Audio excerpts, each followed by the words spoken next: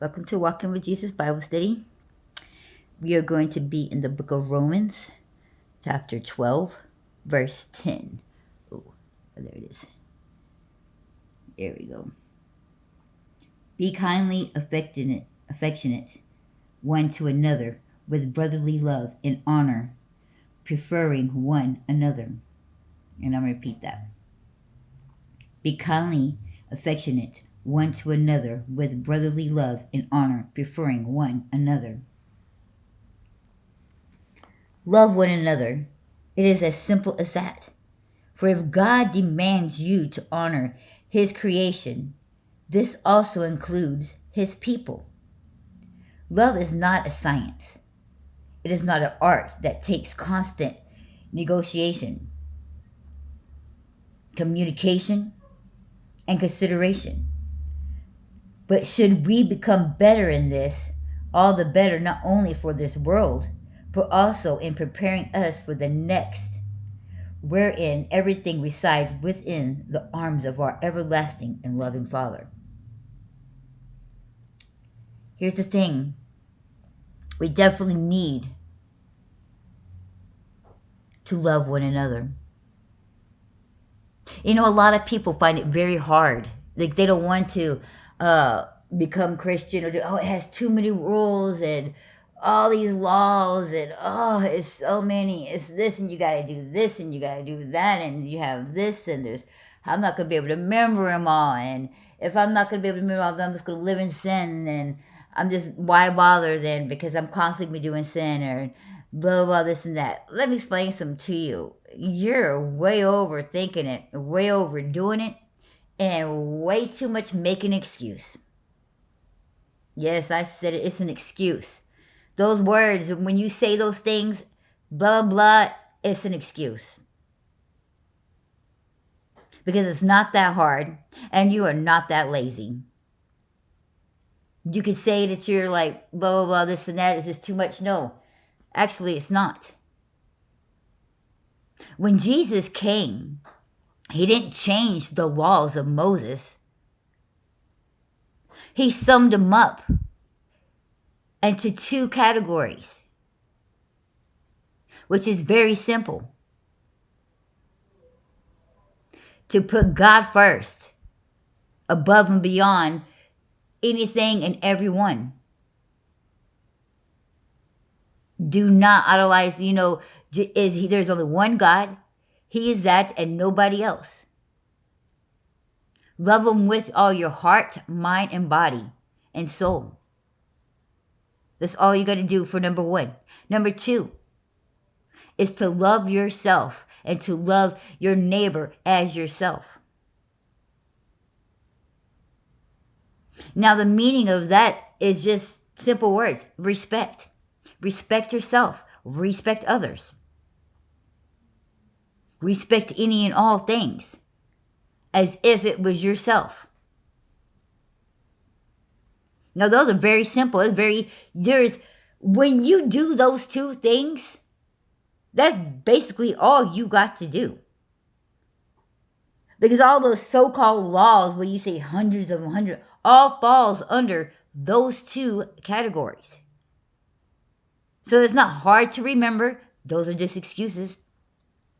It's not hard to follow because it's just two things. So those words coming out your mouth, oh, there's so many of them. No, there's not. There's basically just the two. Everything else all falls underneath them.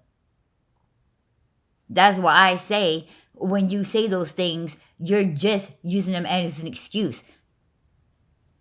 There's not so much so that you can't handle it, that you can't do it, or you can't obey it.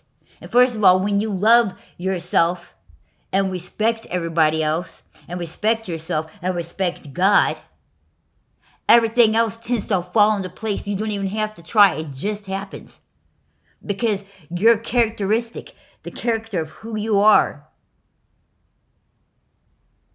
by being a Christ follower and loving God and putting Him first, every single one of those things fall into place. He cleans you up. You automatically become those things. You become molded and shaped, and your characteristics be corrected. And the change of your mentalness, your action, your attitudes, your heart automatically comes with that. It's not hard. It's very easy to do. And it's just those literally two things. So saying that there's so much is an excuse. You can make excuses all you want to, but those excuses are not going to add time. It's not going to add time to your life. It's not going to add time to the world not ending.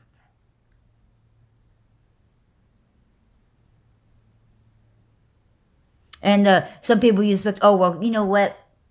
I'll get to it. I'm a good person. I do a lot of good deeds and good things. And, God knows my heart. I do know that. I know, I don't know much, but I do know that God knows. And he knows my heart. And he'll see what's in my heart. And I'll be good with that.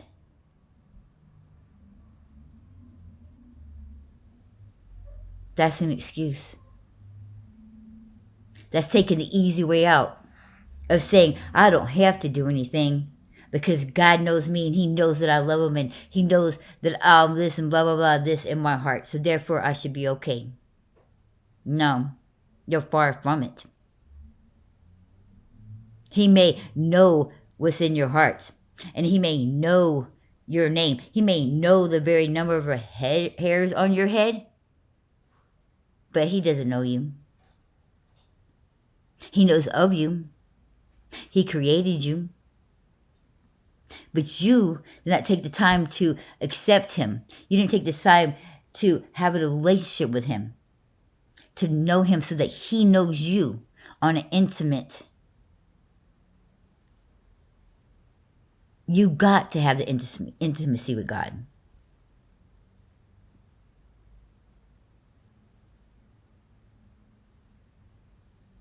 You got to show. Anybody can just say things.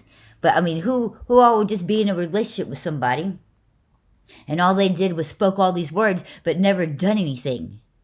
Their actions never followed what their words said. It never matched up. That's just like being in kindergarten and saying you have a girlfriend and you only saw them when you went to school and said hi and that was it. How is that a relationship? That's a friendship. It's cute and all, but it's not a real relationship with God. Too many of you are just out there satisfied on being cute. Oh, that's cute.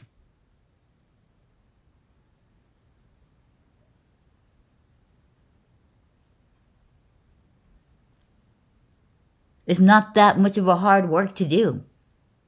When you truly love God, everything is easy because it comes natural and you want to do these things. And you have a need to want to do these things. You want to please your Father.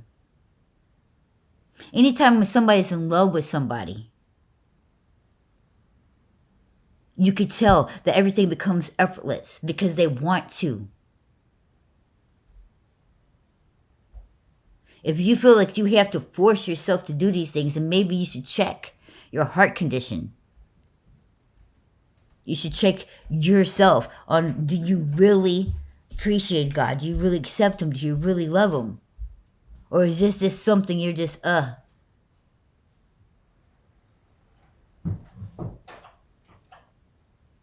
Because there is a difference.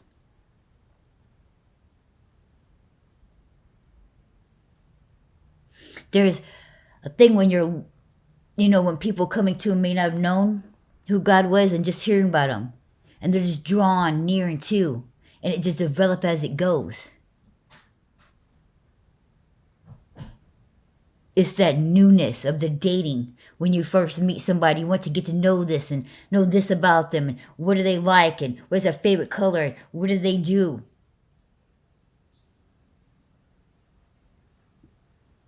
And it's exciting, it's new, and it's fresh, and it's just, the passion is just building.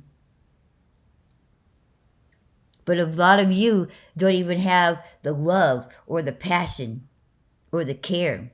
You're just fine with being, it's cute.